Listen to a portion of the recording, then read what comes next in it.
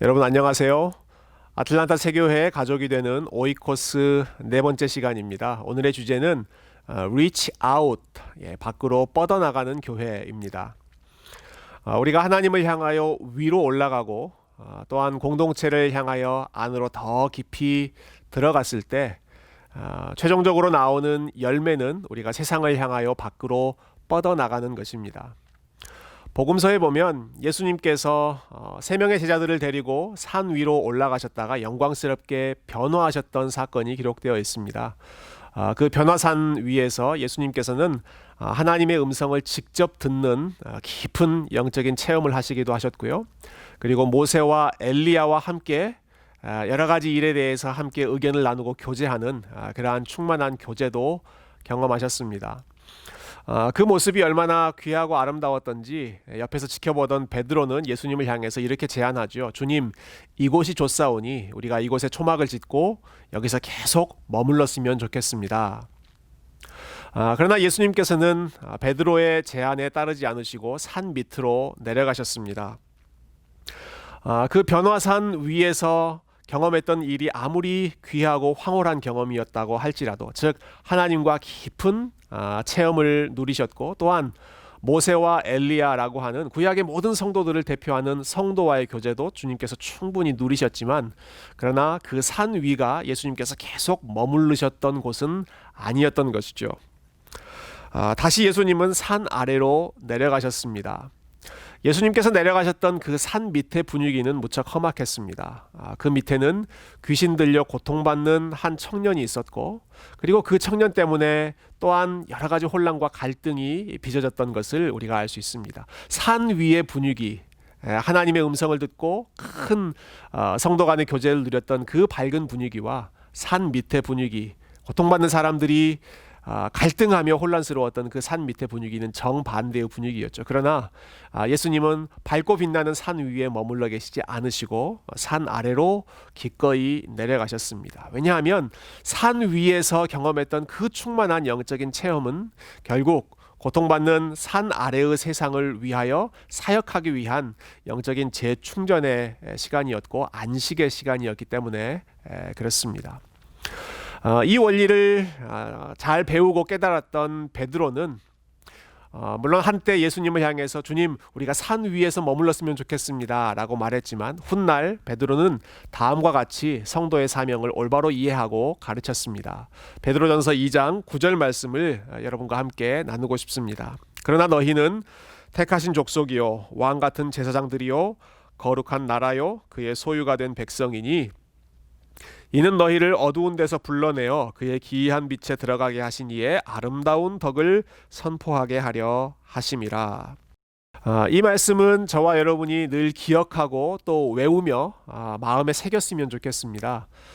베드로는 먼저 우리의 새로운 신분, 영광스럽게 주어진 신분을 이야기하죠. 저와 여러분은 택하신 족속이요 왕 같은 제사장들이요 거룩한 나라요 하나님의 소유된 백성이 되었습니다. 이것은 우리가 노력으로 얻은 것이 아닙니다. 하나님께서 은혜로 주신 선물이고, 그래서 우리가 누릴 수 있는 하늘의 신령한 복이죠.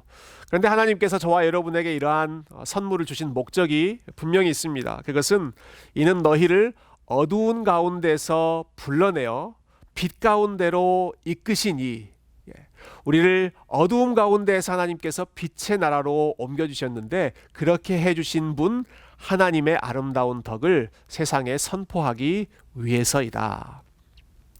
하나님의 아름다움을 알지 못하는 세상을 향하여서 우리 하나님이 얼마나 좋은 분이신지, 얼마나 아름다운 분이신지를 드러내고 선포하는 것, 우리에게 주신 은혜를 우리 바깥 세상을 향하여 흘러보내는 reach out 하는 것, 이것이 저와 여러분을 거룩한 공동체로 부르신 하나님의 선교적 부르심입니다. 저희 교회 들어오는 입구에 보면 처음 보시는 팻말에 세 가지 모토가 있는데요. 그 중에 마지막 모토가 Obedient to the Great Commission입니다. 예수님의 지상 명령에 순종하는 교회이죠. 예수님의 지상 명령이 무엇이었습니까? 그러므로 너희는 가서 모든 민족을 제자로 삼아 아버지와 아들과 성령의 이름으로 세례를 베풀고 내가 너희에게 분부한 모든 것을 가르쳐 지키게 하라 하신 것이 예수님께서 제자들에게 그리고 교회에 맡기신 최고의 명령, 지상 명령이었죠. 주님께서 다시 오시기까지 저와 여러분이 계속해서 순종해야 할 명령이 바로 이 Great Commission입니다. 이와 같은 선교적 부르심에 순종하는 마음으로 저희 아틀란타 세교회가 헌신하고 있는 여러 선교 활동들, 선교의 영역들을 여러분들과 잠깐 나누고 싶습니다.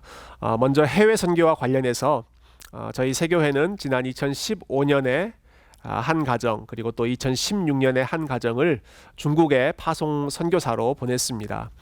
한 가정은 중국에 있는 베이징 지역에서 어린 아이들 또 장애아들 그리고 중고등부 학생들을 주로 대상으로 사역하고 있고요. 또 다른 선교사 가정은 중국에 있는 시안 지역에서 특별히 중국의 청년들을 대상으로 저들이 중국을 이끌어가는 선교 지도자가 되도록 훈련하고 양성하는 일에 헌신하고 계십니다. 특히 중국에는 곳곳에 많은 교회들이 세워져 있지만 오랫동안 국가의 감시를 피해서 교회가 자체적으로 생겨나고 또 자체적으로 운영되다 보니까 올바른 신학을 배우지 못한 채 특히 각 지역에 혹은 각 교회에 카리스마 넘치는 어떠한 개인적인 지도자의 성향 혹은 그들이 개인적으로 체험했던 그런 개인적인 신앙의 영향을 받는 경우가 참 많이 있습니다. 그래서 중국 교회에 요즘 시대에 정말 필요한 일은 하나님의 말씀을 올바로 가르쳐주고 또 말씀에 기초한 건강한 신학을 제공하는 일이 무척 중요한데요. 특히 중국에 있는 많은 목회자의 경우 신학 교육을 받지 못한 채 교회의 필요에 따라 급하게 세워져 있는 교회 지도자들이 참 많이 있기 때문에 그들을 하나님의 말씀으로 견고하게 무장해 주는 것이 무척 중요한 전략적으로 중요한 선교 활동입니다. 그래서 저희 세교회는 이러한 필요성을 인식하여 미국에 있는 다른 6교회와 함께 소래 선교회를 세웠습니다. 소래라고 하는 이름은 한국 기독교 역사에서 최초로 황해도 지역에 세워졌던 교회의 이름이 소래교회였기 때문에 그 소래라고 하는 이름을 저희가 본딴 것이고요.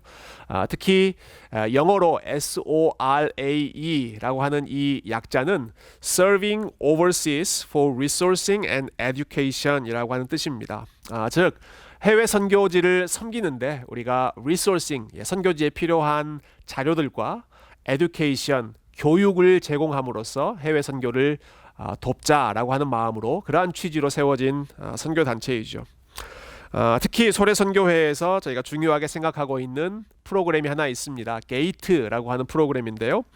이 프로그램은 이미 지금 중국 내 여러 신학교에서 가르치고 있는 신학 교수들을 선발하여 1년에 2차례씩 미국에 있는 아주 훌륭한 탁월한 개혁주의 신학자들이 그들을 만나서 그들에게 좋은 신학을 가르침으로써 중국에 있는 신학교가 견고해지고 또 중국에 있는 교회들이 건강한 말씀 위에 세워지기를 도모하는 그런 귀한 프로그램입니다. 이와 같이 중국을 저희가 타겟으로 열심히 선교하고 있는 동시에 또한 저희 교회는 오래전에 캄보디아 지역에 예수마을 교회를 개척하여 세우고 지금은 하나님의 은혜로 그 예수마을 교회에서 또 여러 개의 10여 개의 지교회들이 세워져서 하나님을 예배하며 영광 돌리고 있습니다. 이 교회를 세운 모 교회가 저희 아틀란타 새 교회이기 때문에 저희는 계속해서 어머니로서의 역할, 기도와 물질로 그들을 후원하며 서포트하는 역할을 계속해서 감당하고자 합니다. 이와 같은 해외 선교뿐만 아니라 미국 안에 있는 여러 선교기관들을 후원하며 우리의 마음을 함께 나누는 일도 저희 세교회가 힘쓰고 있는 선교의 중요한 부분입니다. 특히 하나님께서는 우리 가까이에 있는 우리가 함께 살고 있는 지역 안에서 고아와 과부와 나그네를 기억하며 그들을 섬기라고 말씀하셨지요. 이 세 그룹은 당시에 사회에서 가장 소외되어 있던 계층인데 이 말은 하나님께서 교회를 향하여 사회적인 약자들을 품고 그들을 섬기라고 주신 귀한 선교적인 명령이라고 생각합니다. 우리가 가까이에 있는 사회적인 약자들을 돌보면서 그들 또한 하나님의 형상으로 온전히 살아갈 수 있도록 돕는 일, 교회에 맡겨진 중요한 선교적인 책임인데요. 그 중에서 저희 교회는 특별히 장애우들을 섬기는 미랄 선교회와 오래전부터 함께 동역해 왔습니다. 특히 여러 성도님들께서 정기적으로 미랄 사역을 돕고 계시고요. 매월 셋째 주 토요일에는 저희 교회의 여러 기관들이 미랄에서 열리는 사랑의 교실에 함께 참여하면서 우리 미랄 친구들과 사랑의 교제를 함께 나누고 있습니다. 저희 교회에서 20분 정도 떨어져 있는 가까운 거리에는 클락스턴이라고 하는 지역이 있는데요. 이 지역은 미국에 들어온 전 세계 난민들이 정착해 있는 지역입니다. 한 기사에 따르면 미국 안에서 인종적으로 가장 다양한 그룹들이 모여 있는 지역이 이 클락스턴 지역이라고 하는데요. 이곳에서 살아가는 전 세계의 난민들, 그들을 돕는 중요한 선교단체인 시티 홉 선교단체를 저희 세교회는 오래전부터 함께 도우며 기도하고 있습니다. 특별히 우리 시티 홉 선교단체는 단순히 난민들의 생활, 난민들의 정착만을 도와주는 것이 아니라 그들에게 가장 필요한 것이 복음이라고 하는 믿음 아래에서 무슬림 학생들에게 또 무슬림 가정에게 예수 그리스도를 소개하고 복음을 증거하는 일에 헌신하고 있는 단체입니다. 저희 교회가 아주 중요하게 생각하고 있는 전략적인 선교 지역 중에 하나이죠. 또한 아틀란타는 미국 내에서 두 번째로 노숙자가 많은 지역으로 알려져 있습니다. 다운타운에 집중되어 있는 홈리스들을 열심히 섬겨왔던 디딤돌 선교회가 또 저희 세교회의 중요한 선교적인 파트너인데요. 특별히 저희 세교회는 매월 첫째 주 토요일에 함께 홈리스들을 초대해서 그들과 함께 식사를 하고 그들과 함께 예배 드리는 일을 꾸준히 해오고 있습니다. 선교는 개인이 하는 것이 아니라 교회가 하는 것이기 때문에 교회가 건강해지고 교회가 복음 중심으로 회복되는 것이 무엇보다 중요한 일입니다. 이를 위해서 미국 내 여러 한인 교회들이 복음 중심으로 교회가 새로워지고 Church Renewal, 그리고 그 열매로 그와 같이 건강한 교회들을 개척해 나가는 Church Planting, 교회 개척 운동이 일어나기를 꿈꾸면서 헌신하고 계시는 저희 교회 원로 목사님이신 심수영 목사님의 M&A 사역도 저희 교회가 함께 기도하며 협력하고 있는 중요한 선교 사역 중에 하나입니다. 지금까지 잠깐 나눈 것처럼 저희 세교회는 먼저는 우리와 다른 문화권에 있는 해외 선교사들을 위해서 함께 마음을 모아왔고요. 뿐만 아니라 우리와 가까이에 있지만 여전히 하나님의 은혜와 하나님의 복음이 필요한 여러 선교 기관들, 또 사회적으로 소외된 이들을 위해서 부족하지만 하나님께서 은혜를 주신 만큼 겸손하게 섬겨왔습니다. 이제 마지막으로 우리가 종종 잊고 살아가기 쉬운, 간과하기 쉬운 선교적인 부르심에 대해서 함께 나누고 오늘 내용을 마치고 싶습니다. 전통적으로 우리가 이해해왔던 선교는 조금 전에 말씀드린 것처럼 우리 바깥에 있는 어떠한 특정한 그룹을 타겟으로 해서 그들에게 우리가 나아가거나 그들을 전문적으로 선교하고 있는 사람들을 후원하는 방식으로 진행되어 왔습니다. 그러나 저와 여러분이 그리고 이 땅에 세워져 있는 교회가 이미 이 땅에 보내어진 파송된 선교사이다라고 하는 사실, 우리가 이미 선교사로 이 세상 가운데 파송되었다는 사실을 기억하는 것이 저는 특별히 이 시대에 무척 필요한 선교적인 부르심이라고 생각합니다. 예수님께서 요한복음 17장에서 십자가를 앞두고 하나님 앞에 기도하신 대제사장적인 기도의 내용을 보면 교회가 이 땅에 보냄받은 선교사라는 사실을 분명하게 말씀하고 계십니다. 예수님께서 이렇게 기도하셨습니다. 내가 비옵는 것은 그들을 세상에서 데려가시기를 위함이 아니요 다만 악에 빠지지 않게 보전하시기를 위함이니이다. 내가 세상에 속하지 아니함 같이 그들도 세상에 속하지 아니하였사옵나이다. 그들을 진리로 거룩하게 하옵소서. 아버지의 말씀은 진리니이다. 아버지께서 나를 세상에 보내신 것 같이 나도 그들을 세상에 보내었고. 방금 읽은 말씀에서 예수님은 무엇보다 먼저 예수님 자신이 하나님께서 이 땅 가운데 보내신 선교사라는 사실을 밝히셨습니다. 아버지께서 나를 보내신 것 같이 라고 말씀하셨죠. 그리고 곧 이어서 나도 그들을 세상 가운데 보내었습니다 라고 말씀하시죠. 이 말씀은 예수님이 선교사이셨던 것처럼 예수님의 제자들 역시도 세상 가운데로 보냄받은 선교사라는 사실입니다. 그렇기 때문에 예수님께서는 하나님께 이렇게 기도하셨습니다. 아버지여, 저들을 세상 가운데에서 데려가시지 마시고 세상으로부터 분리되어 고립되어 있게 하지 마시고 오히려 세상 가운데 있으면서 세상에 속하지 않게 해주십시오. 이렇게 예수님은 기도하셨죠.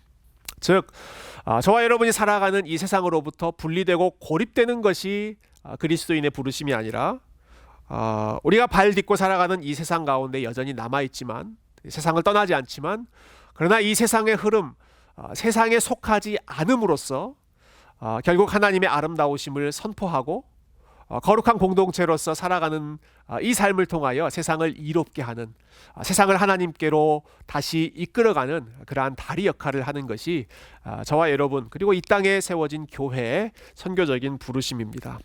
그래서 저희는 이 사실을 기억하고자 저희 교회에는 예배를 마치고 주차장으로 돌아가는 길목에 두 가지의 팻말을 세워놓았습니다. 하나는 Into the world, 세상 속으로 라고 하는 팻말입니다. 이것은 본당에서 예배를 마치고 내려가는 길목에 세워져 있습니다. 또한 교육관에서 예배를 마치고 나오는 입구에는 Proclaim grace and do justice, 은혜를 선포하고 공의를 행하라 라는 구호를 세워놓았습니다.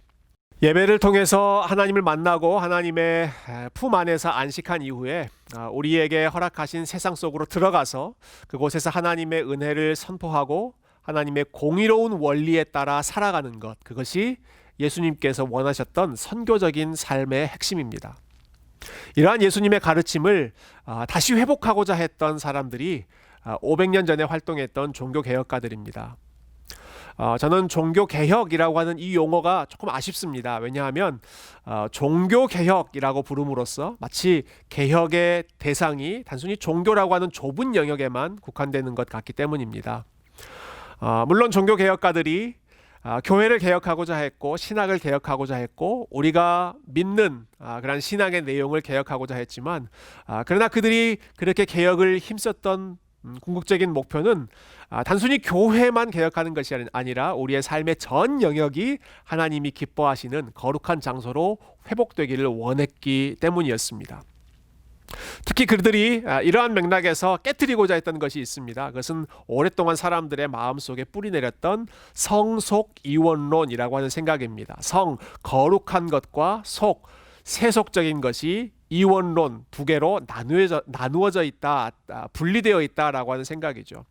마치 예배드리고 말씀을 읽고 기도하는 것처럼 소위 종교적인 활동이라고 하는 것은 거룩하고 그러나 그것과 직결되지 않는 가정에서 아이들을 양육한다거나 학교에서 공부를 한다거나 직장에서 일을 한다거나 돈을 번다거나 하는 이러한 활동들은 거룩함과 상관없는 것처럼 생각하던 이러한 이원론을 종교개혁자들은 깨트리고자 했습니다. 그렇게 함으로써 그들은 우리의 삶의 모든 영역이 하나님의 영광을 드러내는 거룩한 장소로 회복될 수 있다고 믿었고 그리고 그렇게 되기를 소망했던 것이죠.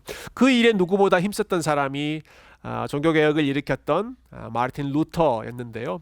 여러분, 루터가 500년 전에 교회를 향해서 가르쳤던 그리고 설교했던 내용을 몇 가지 여러분들께 소개해드리고 싶습니다. 루터는 이렇게 말했습니다.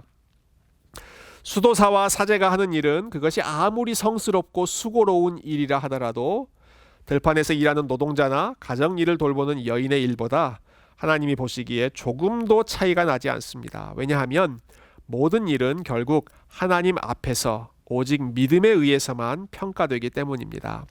이 사실을 이해하고 인정하지 않는 사람이라면 나는 그 누구에게도 수도원에 들어가거나 사제가 되라고 충고하지 않습니다. 아니, 오히려 그렇게 하지 말라고 충고합니다. 당시의 수도사와 사제라고 하는 직분은 오늘날 목사 혹은 선교사처럼 풀타임으로 교회를 섬기고 교회를 세워가는 그러한 사람들입니다.